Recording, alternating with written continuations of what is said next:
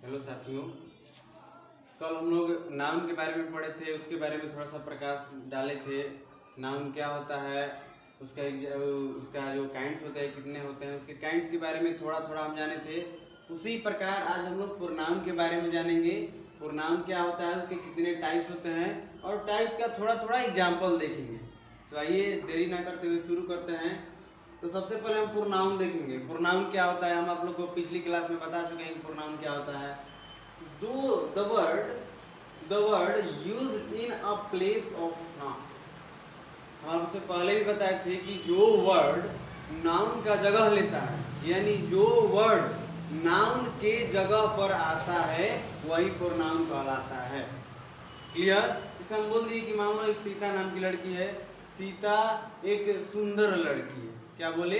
सीता एक सुंदर लड़की है। तो हम उसको ट्रांसलेट क्या करते हैं? Sita is a beautiful girl. क्या बोलते हैं? Sita is a beautiful girl. लेकिन हम उस नाउन को ना बोलकर हम बोल रहे हैं कि वह एक सुंदर लड़की है। क्या बोल रहे हैं? वह एक सुंदर लड़की है। तो अब सीता का जगह कौन लिया? सी। सीता का जगह कौन लिया? सी। तो हम इस एग्जाम डेफिनेशन में यही पढ़े कि जो वर्ड नाउन का जगह लेता है वही क्या कहलाता है? प्रोनाउन। तो सी किसका जगह लिया है? सीता का। तो ये सी क्या हो गया यहाँ पे? प्रोनाउन। क्या हो गया? प्रोनाउन। प्रोनाउन का काम क्या है? सब्जेक्ट बनना। प्रोनाउन का काम क्या है? सब्जेक्ट बनना और ऑब्जेक्ट।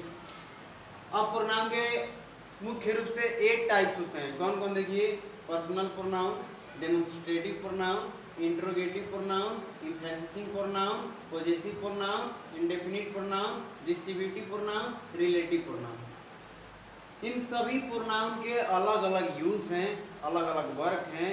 आप बोल सकते हैं कि जो प्रोनाउन जो चैप्टर है, प्रोनाउन चैप्टर है, बहुत ही इंपॉर्टेंट है। मैक्सिमम एग्जाम में नंबर ऑफ क्वेश्चन जितने ज़्यादा होते हैं, सारे ज़्यादातर प्रोनाउन से आते हैं।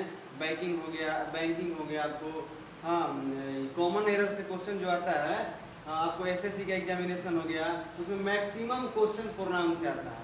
और इसमें जो ज़्यादा इंपॉर्टेंट हमको लगता है, रिलेटिव प्रोनाउन से ज़्यादातर क्वेश्चन आते हैं। पर्सनल प्रोनाउन क्या है? इसमें 3 पर्सन होते हैं, आपको पता है, singular person, first person, second person और थर्ड पर्सन। इसमें कौन कौन आता है? आई, मी, ही, सी, इट, दे, यू। ये सब कौन है? पर्सनल प्रोनाउन के अकॉर्डिंग आते हैं। उसके बाद डेमोन्स्ट्रेटिव प्रोनाउन। डेमोन्स्ट्रेटिव प्रोनाउन क्या होता है? जो चीजों को दर्शाता है। फॉर एग्जांपल हम बोल रहे हैं कि देखिए, पेन है, हम यहाँ पे पेन रखे, दिस इज अ पेन। ये पेन को क्या कर रहा है? दर्शा रहा है कि यहाँ पे पेन है। हाँ, दर्शाने का 2 तरीका हो सकता है, एक दूर की वस्तुओं को दर्शाना और एक नजदीक की वस्तुओं को दर्शाना। तो नजदीक की वस्तुओं को दर्शाने के लिए दिस, और प्लूरल हो तो दिज। वहीं दूर की वस्तुओं को दर्शाने के लिए, अगर नियर, दूर की वस्तुओं को दर्शाने के लिए अगर सिंगुलर है तो दैट, अगर प्लूरल है तो दोज। ये केसेस है आपका। तो डेमोन्स्ट्रेटिव प्रोनाउन का यूज क्या है? कि वस्तुओं को दर्शाना, बताना। आगे आपका इंटरोगेटिव प्रोनाउन। इंटरोगेटिव आप लोगों को बताने की जरूरत है नहीं। इंटरोगेटिव क्या होता है? इसमें WH वर्ड टोटल आते हैं, who, what, why, whom, when, whose, where, है ना? ये सब है इंटरोगेटिव प्रोनाउन। उसके बाद है एम्फेसिसिंग प्रोनाउन। क्या है?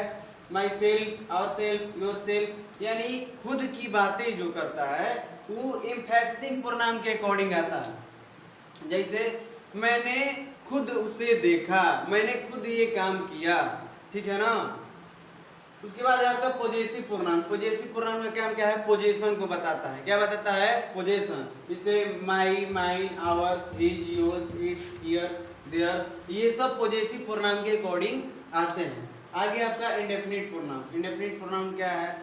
All, many, one, few, some, not, यानी नंबर को बताने के लिए हम लोग किसका प्रयोग करते हैं? इंडेफिनिट प्रोनाउन का। नंबर को बताने के लिए ऑल, सभी, मेनी, बहुत, वन, एक, फ्यू, थोड़ा, है ना?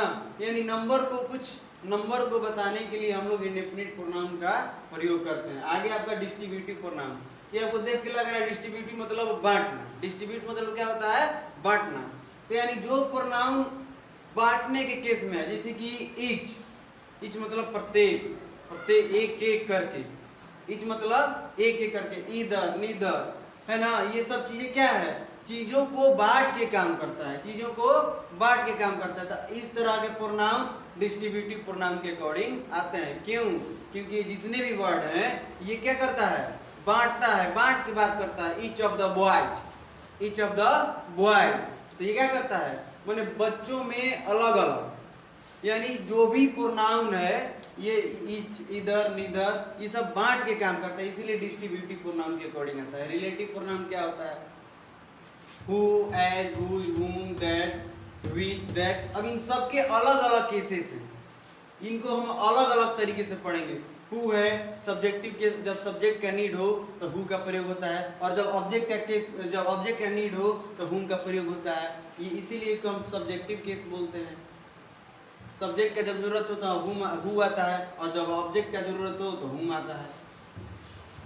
तो इन सबका अलग अलग यूज है। अब इसका प्रयोग बहुत सारा हम लोग पढ़ेंगे डिटेल में, इसका अलग डिटेल में पढ़ेंगे इसका। अब इनका जो एग्जाम्पल है, इनके अलग अलग ये जो टाइप्स हैं, इनको अब अलग अलग तरीकों से पढ़ना पड़ेगा। हम ये आपको प्रकार जलेंगे प्रोनाउन होता क्या है, इसके कितने टाइप्स होते हैं, इसके टाइप्स के बारे में थोड़ा थोड़ा हम जाने कि इसका एग्जाम्पल क्या होता है। अब हम आगे इसके एग्जाम्पल्स को डिटेल में पढ़ेंगे कि इसका प्रयोग कहाँ होता है, कैसे होता है, अगर इस चीज का जरूरत हो तो कौन सा चीज आता है। जैसे हम आप लोग को अभी नीचे वाले रिलेटिव प्रोनाउन में बताया कि अगर सेंटेंस में दिया हो और उसमें आपको सब्जेक्ट का जरूरत हो, क्या चीज की जरूरत हो, सब्जेक्ट का, तो उस जगह हु होता है, और जब ऑब्जेक्ट का जरूरत हो तो वहाँ हुम होता है। उसी प्रकार इन सभी के अलग अलग यूजेस हैं, उन्हीं अलग अलग यूजेस को हम अलग अलग तरीकों से पढ़ेंगे। तो आज के वीडियो में यही समाप्त करते हैं, बाद में हम लोग इसको डिटेल में पढ़ेंगे। अब आप लोग को अगर कोई डाउट हो, कोई दिक्कत हो तो आप लोग पूछ सकते हैं। फर्स्ट टाइम हम वीडियो बना रहे हैं, इसलिए हो सकता है बोलने में हमको कुछ प्रॉब्लम आता हो, तो उसके लिए हम आपसे क्षमा प्रार्थी हैं। हम कोशिश करेंगे कि आगे अच्छी और वीडियो बनाएं और आपके इंग्लिश के समस्या को दूर करें। ठीक है, हम इतना ही, अब आगे हम लोग फिर स्टार्ट करेंगे। ओके, जय हिंद।